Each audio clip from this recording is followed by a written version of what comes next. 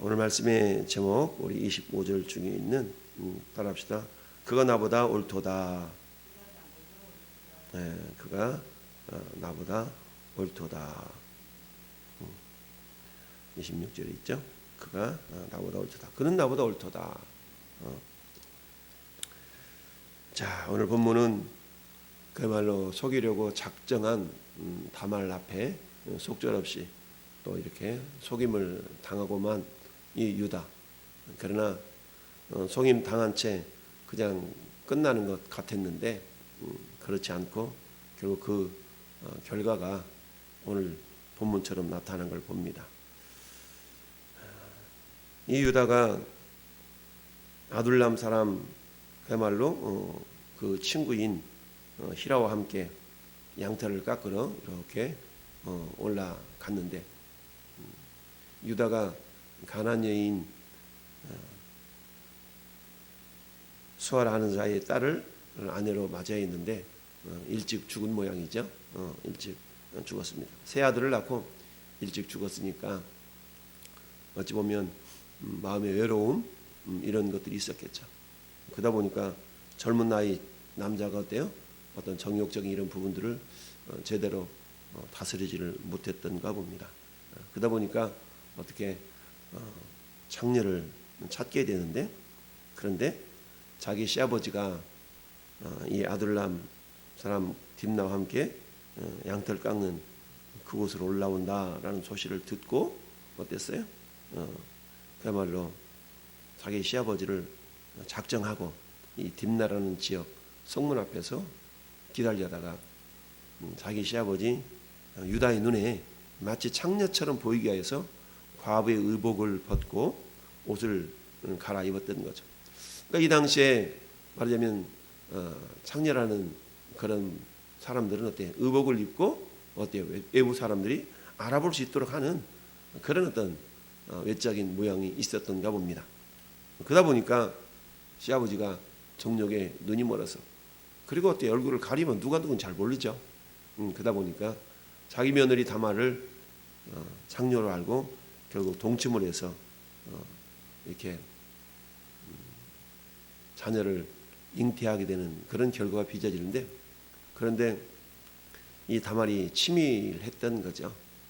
그래서 당신이 나에게 들어올 때에 뭘 줄라냐 라고 그랬더니 염소 새끼 한 마리 줄란다 그랬는데, 그래 염소 새끼는 지금 당장이 없으니까 그러면 염소 새끼를 내가 받을 때까지 담보물을 좀 줘라.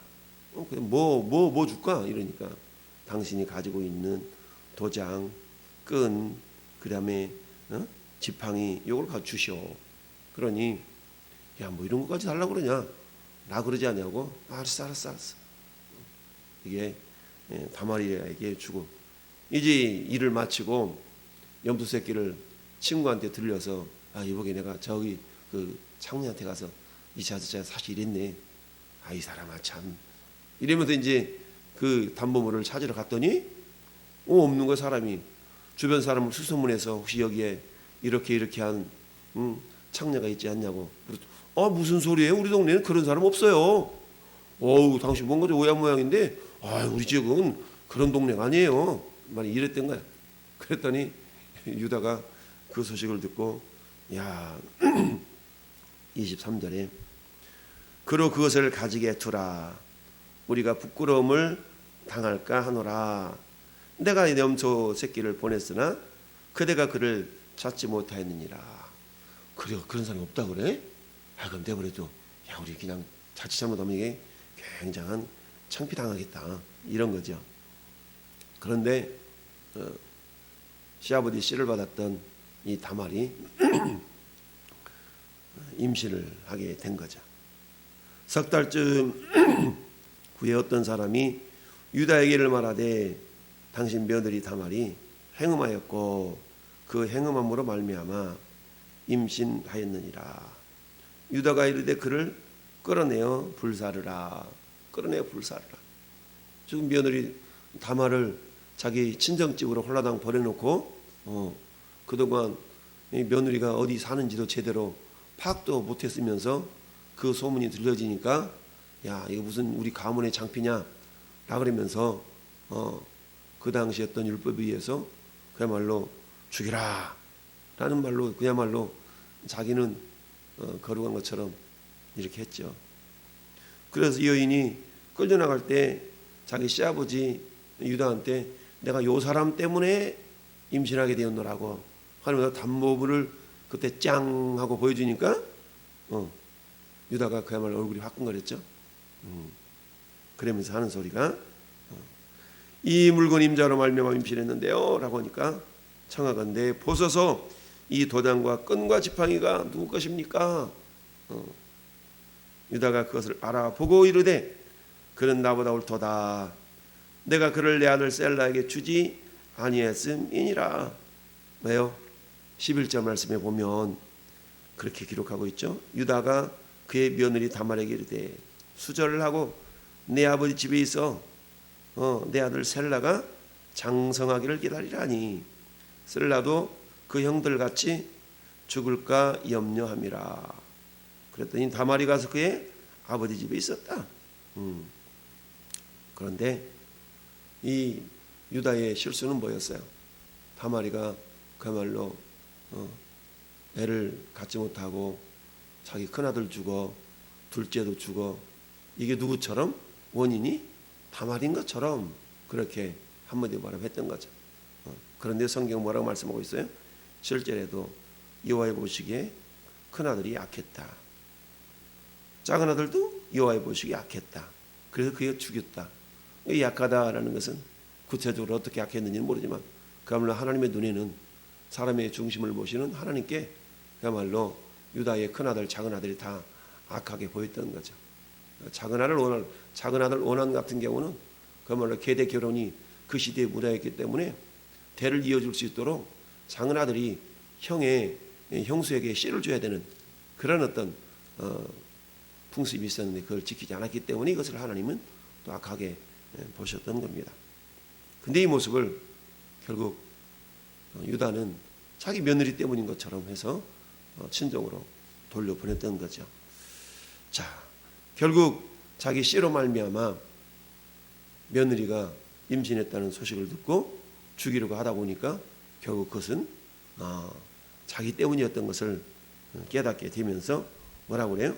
무슨 소리야? 하고 잡아뗄 수도 있는데 그래도 이 유다가 어떻습니까? 그는 나보다 옳도다. 내가 그를 내 아들 셀라에게 주지 아니하였습니다. 약속했는데 약속을 못 지킨 것이 나다. 잘못이 나한테 있어 라고 한마디로 말하면 겸손하게 자기 자신의 잘못을 인정하고 있는 것입니다. 여러분 이미 사람들이 어때요? 이 다말이를 많은 사람들 앞에 지금 끄집어낸 상태잖아요. 그러니까 많은 사람들 앞에서 그거 내 잘못이요라고 인정한다는 것은 용기가 없으면 할 수 없는 거거든요. 오늘날도 그렇잖아요. 대부분 분명한 증거가 있어도 그거 내 거 아니다고 내 잘못 아니다고 이러고 잡아떼는 그런 경우가 얼마나 많습니까? 그런데 유다는 어때요? 내 잘못이요. 그는 나보다 옳도다. 그는 나보다 옳도다. 라고 얘기하면서 무슨 말입니까? 다말이가 그렇게 행동한 것은 결국 자기의 욕심을 채우고자 하는 그런 부분도 있지만 그건 어때요? 철저하게 자기 의무를 다하고자 하는 그런 열망이었다는 얘기입니다. 왜요? 자기는 그야말로 유다의 집안에 들어와서 며느리로서의 해야 될 역할이 뭐예요? 자식 낳는 거예요. 대를 이어가는 거죠. 그러니까 장자로서 그야말로 장자의 며느리로서 대를 이어갈 수 있도록 하는 것이 자기 자신의 책무였던 겁니다. 우리 예전에 맏며느리로 들어왔는데 애를 못 낳으면 얼마나 서럽고 소박맞는다고 그러죠. 그런 일들이 많이 있었습니까? 모든 잘못은 여자한테 있는 거야. 근데 나중에 그야말로 의료기술이 발달되고 이 잘못이 과연 누구에게 있는가 한번 점검해 봅시다. 그러면 자식을 못 낳는 원인이 남편에게 있는 경우가 많잖아요. 근데 이 당시에는 잘못이 마치 며느리 다말에게 있는 것처럼 그렇게 유다가 생각했던 거죠. 근데 따져보니까 결국은 내 잘못이었다라는 것을 깨닫게 된 유다가 많은 무리 앞에서 야 그는 나보다 옳도다. 내가 그 며느리에게 내 아들 셀라를 주기로 약속을 했지만 셀라가 다 장성했음에도 불구하고 그를 주지 아니한 까닭은 왜 그랬다고 그랬어요? 혹시라도 주다가 내 그 셋째도 죽을까 염려함이라. 11절 말씀 보니까 그랬죠. 셀라도 그 형들과 같이 죽을까 염려함이라. 누구 때문에? 다말 때문에 그렇지 않을까라고 염려했다는 얘기죠.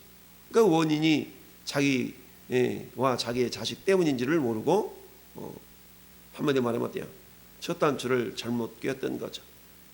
아브라함처럼 이삭처럼 그 아내들을 어때요? 가서 저 가나안 여인 가운데 내 며느리를 삼지 말고 저기 내 친족에게 가서 며느리 될 사람을 골라와라 라고 아브라함이나 이삭이, 그래서 이삭이 며느리 리브가나 야곱의 아내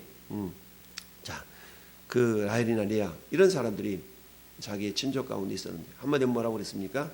여자가 가문에 들어오게 되면 반드시 뭐가 같이 들어온다고 그랬어요? 여인이 섬기는 신이, 여인이 섬겼던 문화가 그 가정에 들어오기 때문에 그렇다라는 거였죠. 그런데 유다는 어때요? 그야말로 이 가나안 문화라는 것이 우상을 섬기는 문화였기 때문에 하나님께서는 어때요? 그런 문화와 섞이지 말 것을 하나님 어찌 보면 경고의 메시지를 보냈음에도 불구하고 결국 자기 아들 엘의 며느리, 자기의 며느리도 결국 가나안 여인 다말을 아내로 맞이하게 되었던 겁니다. 자, 그 결과를 하나님이 보내신 경고를 깨닫지 못했던 유다, 결국 어때요? 더 큰 문제가 발생하게 되었던 거죠. 자기도 어찌 보면 범죄하고 그걸 싹 입 닦으려고 그랬는데 그것이 드러나게 되었던 것입니다. 자, 어쨌든 정말 하나님께서는 우리에게 이런 어떤 연약함, 부족함 그런 상황 속에서도 결국은 다말이가 애를 낳았는데 쌍둥이를 낳았죠. 마치 야곱과 에서가 그 어머니 리브가 뱃속에 있을 때에 하나님이 리브가에게 큰 자가 작은 자를 섬기리라 라는 그런 상황처럼 이 다말이 애를 낳아서 이제 쌍둥이가 잉태가 되어서 해산의 때가 되어서 이제 산파가 자 어떤 놈이 큰 놈인가 이거 구분을 해야 되니까 먼저 손을 쑥 내밀었던 사람을 큰 놈을 알고 홍색 실로 이렇게 가져다가 손에 메어놨는데 어떤 일이 발생해요? 놀라운 일이 발생하죠. 손이 다시 뱃속으로 들어와 버리는 거예요. 야, 그러면서 그 아우가 나오는지라. 한마디로 말하면 이게 뭡니까? 영적으로 말하면 이 장자의 명분을 취하고자 하는 경쟁이었다는 얘기입니다. 뒤쪽에서 나오는 애가 안 돼. 왜 터트리고 나오냐? 그러면서 베레스다 라고 이름을 지었다고 그랬죠. 베레스, 셀라, 베레스. 왜 그러느냐? 그러면서 결국 형이 될 사람이 동생 셀라가 되고 세라가 되고 아우 될 사람이 형 베레스가 됐다는 얘기입니다. 장자의 명분을 어찌 보면 장자권을 얻어내려고 하는 치열한 어떤 영적인 다툼에 대한 그런 모습으로 이 다말의 두 아들들 지금 표현하고 있는 것입니다. 그러나 우리가 다말이 잘했다고 볼 수는 없죠. 아무리 목적이 정당해도 그 과정 자체를 우리가 정당한 모습으로 이루어 가야 되는데 그렇지 못했다라는 이야기입니다. 그래서 하나님께서는 시편 34편 14절 15절에 악을 버리고 선을 행하며 화평을 찾아 따를지어다. 여호와의 눈은 의인을 향하시고 그의 귀는 그의 부르짖음에 기울이시는도다. 마치 하나님이 이삭을 통해서 리브가를 통해서 하나님이 야곱을 더 크게 쓰시겠다는 그 언약을 반드시 하나님이 하나님의 방법으로 이루어 가실 터인데 그러나 리브가는 그 하나님의 때 하나님의 방법을 기다리지 못하고 자기 인간적인 방법을 동원하다 보니까 20년이라는 세월 동안에 자기 아들에게 고생 생고생을 지키는 그런 안타까움이 있었죠. 그러나 어때요? 하나님은 인간이 연약함에도 불구하고 하나님 언약을 이행하시는 신실하신 하나님이잖아요. 그러니까 그 인간의 연약함에도 불구하고 그 연약함을 이렇게 둘둘 싸서 그걸 합력하여 선을 이루시는 그런 하나님의 신실하심을 봅니다. 마찬가지로 오늘 유다의 이런 행동 하나하나를 보면 얼마나 창피한 일입니까? 그럼에도 불구하고 어때요? 유다가 자기 동생 요셉을 살린 그 한 사건을 보고 어떻습니까? 그 한 사건을 보고 아버지 야곱이 유다를 축복해 주잖아요. 그러니까 이 38장은 삽입되어 들어간 겁니다. 이미 어때요? 이 사건은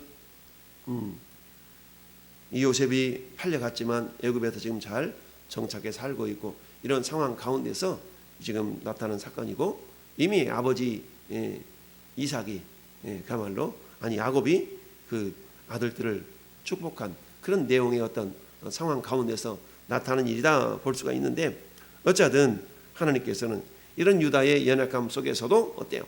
이 다말이의 이 모습을 어때 하나님은 그래 네가 옳도다라고 유다가 인정했던 것처럼 하나님도 어때요? 그런 어떤 다말이 가물 인간적인 정욕을 채우고자 하는 행동이 아니잖아요. 그래도 내가 유다의 가문에 들어와서 장자의 며느리로 있었는데 어떻게 해서든지 내 며느리의 본분을 다하리라. 물론 방법은 정당하지 못했지만 하나님은 이 다말의 마음의 중심을 보셨던 겁니다. 그래서 결국 어때요? 인간의 어리석음, 연약함 속에서도 결국 다말을 통해서 누가 오게 해요? 예수 그리스도가 오게 하시잖아요. 참 이거 아이러니라 할 수 있습니다. 왜 그랬을까요? 하나님은 인간의 중심을 보시는데 비록 이 유다의 어떤 인간적인 정욕과 연약함, 그런 연약함이 있었지만 그러나 그 결과로 발명한 잉태된 또 다말에게서는 하나님께서 그 다말의 마음의 중심을 보시고 그 연약함 속에서도 결국 하나님은 선을 이루어 가시는 하나님이신 것을 보게 됩니다. 여러분, 인간의 실수 하나하나를 그 족족 막 지적해서 왜 이렇게 했냐고 왜 저렇게 했냐고 하나님께서 하나씩 계속 그 일마다 우리를 지적하고 심판하신다 그러면 오늘날에도 살아남을 자가 하나도 없죠. 때로는 하나님이 인내하시고 기다리시고 때로는 어때요? 우리로 하여금 깨닫게 하시고 이런 하나님 아니겠습니까? 하나님은 유다의 연약함도 결국 드러나게 하셨는데 그 잘못을 인정하기까지는 어때요? 용기가 필요했던 것이죠. 우리가 만약 우리 죄를 자백하면 저는 미쁘시고 의로우사 우리 죄를 사하시며 우리를 모든 불의 가운데서 깨끗하게 하실 것이요 라고 말씀하겠죠. 나 잘못 없습니다. 나 죄 안 졌습니다 라고 말한다면 그 안에 하나님이 없다 라고 주님이 요한일서 1장 7절부터 10절 사이에 말씀하시고 있는 것처럼, 그는 어때요?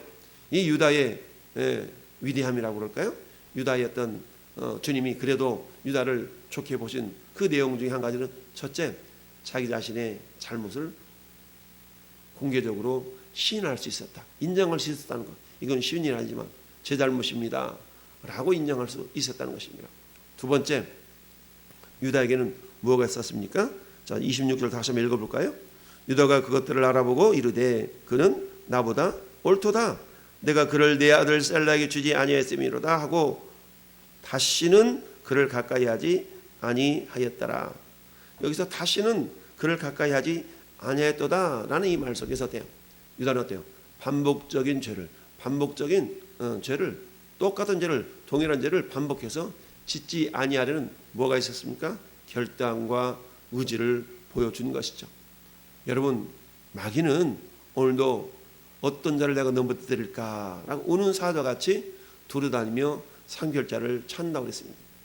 인간에게는 죄라는 죄의 속성은 반복성이 있거든요. 그러니까 한번 죄를 짓게 되면 반복적으로 그 죄를 짓도록 마귀는 우리를 유혹한다는 얘기입니다. 그러니까 철저하게 자기 자신을 그야말로 그 죄로부터 지켜서 의를 행한다는 것은 쉬운 일 아니에요. 철저하게 회개하고 하나님이 붙들어 주셔야만 된다는 얘기입니다. 이를 위해서는 공개적으로 자기 자신의 연약함을 주님 앞에 내어놓고 주님 그렇습니다. 이 다말이 나보다 옳습니다 라고 인정하면서 많은 사람들 앞에 공개적으로 자기 자신의 연약함을 인정하고 어때요? 다시는 그를 가까이 하지 아니하였도다. 행동으로 걸어간 모습을 유지시켜 나가려는 그런 결단이 있었던 것을 보게 됩니다. 그렇습니다. 이것은 뭡니까? 다시 반복적인 연약함을 나타내지 않게 해서는 오늘 이 시대는 어때요? 우리 하나님 우리와 함께하고 계신다.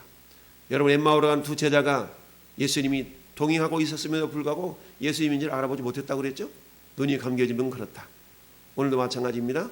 우리 주님은 영으로 우리 안에 계시고 우리 앞서 행하시고 우리가 가장 가까이에서 행하시는 보혜사 성령 하나님이시다. 그 하나님은 오늘도 우리와 동행하시면서 내가 거룩하니 너희도 거룩하라 라고 우리에게 거룩함을 요구하고 계십니다. 육신의 눈은 보이지 않지만 우리 영의 눈을 열어서, 영의 귀를 열어서 주의 음성을 들으며 주의 얼굴을 구하며 살아가는 코람데오의 그런 신앙, 즉 신전 의식을 가지고 살아갈 때에 우리는 주님과 동행하면서 주님의 생명빛, 주님의 생명길을 걸어갈 수 있는 하나님의 자녀가 된다라는 얘기입니다. 내 자신의 잘못을 인정한다는 것은 용기가 필요하고 믿음이 필요하다. 나는 내 자신이 연약함이 드러날 때 핑계하는 자인가 인정하는 자인가, 먼저 우리 자신의 연약함을 주님 앞에 이렇게 공개적으로라도 인정하면서 하나님, 내가 잘못했습니다, 내가 죄인입니다 라고 고백하면서 오늘 한 날도 주님의 거룩함을 드러낼 줄 아는 하나님의 사람들이 될 수 있기를 예수님의 이름으로 축원을 드립니다. 아멘.